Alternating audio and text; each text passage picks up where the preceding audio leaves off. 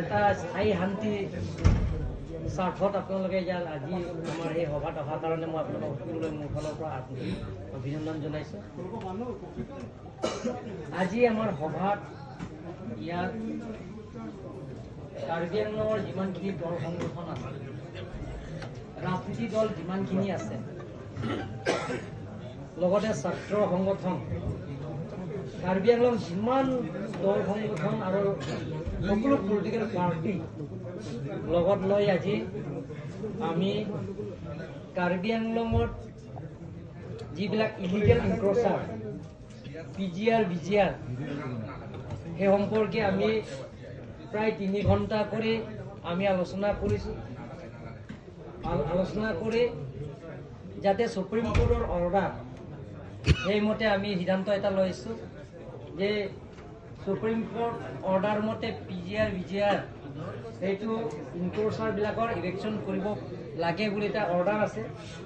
সেইমতে আমি সিদ্ধান্ত ল'লোঁ কালিৰ পৰা কাৰ্বি আংলং অট'নমাছ কাউন্সিল তৰফৰ পৰা যিবিলাকৰ PGR BGR ইনক্ৰচাৰ আছে তেওঁলোকৰ কাৰণে কালিৰ পৰা আমি নটিচ দিয়া হ'ব।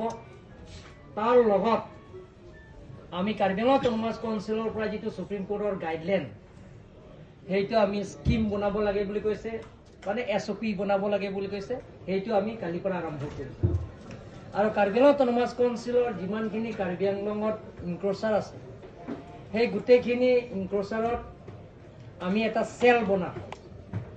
তেওঁলোকৰ সেই চেলটো কোন কোন এৰিয়া ইনক্ৰচাৰ আছে, হলুনি চাৰ্কুল আৰু য'তে আমাৰ চেইনিয়ান চাৰ্কুল, ডিপু চাৰ্কুল, দংকামকাম ৰেভিনিউ চাৰ্কুলৰ এলেকাত গোটেইখিনি ইনক্ৰচাৰ মানুহবিলাকক আমি সোনকালে ইলেকশ্যন কৰিবৰ কাৰণে আজি মিটিঙত সিদ্ধান্ত লৈছোঁ। তাৰ বাহিৰেও যিবিলাকৰ PGR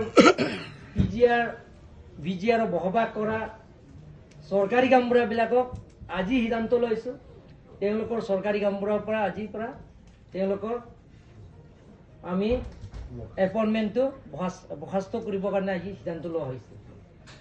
তাৰ লগতে আমি সিদ্ধান্ত লৈছোঁ অসম চৰকাৰৰ লগত যোগাযোগ কৰি, কাৰণ ল এণ্ড অৰ্ডাৰ অসম চৰকাৰৰ হাততে আছে, যিমান পাৰোঁ আমি সেই PGR BGR বসবাস কৰা মানুহবিলাকক আমি ইলেকশ্যন কৰিবৰ কাৰণে আমি আজি সিদ্ধান্ত লৈছোঁ। আমি কাৰ্বি আংলঙৰ বসবাস কৰা সকলো জাতি জনগোষ্ঠীৰ লগত আমি কোনো ইলেকশ্যন নকৰে। ইয়াত সদায় এই PGR BGR বসবাস কৰা অকল বেলেগ বেলেগ মানে নন ট্ৰাইবেলৰ নহয়, ট্ৰাইবেলবিলাকক বসবাস কৰা আছে। ইয়াত কাৰ্বিও আছে, বড়ো আছে আৰু তিৱাও আছে, বিহাৰী আছে, বেংগলী আছে, নেপালী আছে, সকলো জাতি জনগোষ্ঠীবিলাক তাত বসবাস কৰি আছে ইনক্ৰচাৰ। তেওঁলোকৰ কাৰণে আমি as per Supreme Court order মতে আমি ইলেকশ্যন কৰিবৰ কাৰণে আমি সিদ্ধান্ত লৈছোঁ আজি। আৰু আমি সকলো জাতি জনগোষ্ঠীৰ লগত আমি সংঘাত নকৰোঁ। আৰু যিটো নেকি সুপ্ৰিম কোৰ্টৰ ৰায়দান দিয়া সেইমতে আমি সেইটো ইলেকশ্যন প্ৰচেছটো আমি কৰিম। ইয়াৰ ভিতৰত কিবা সুধিবলগীয়া আছে নেকি? কিমান ভূমি আছে এতিয়া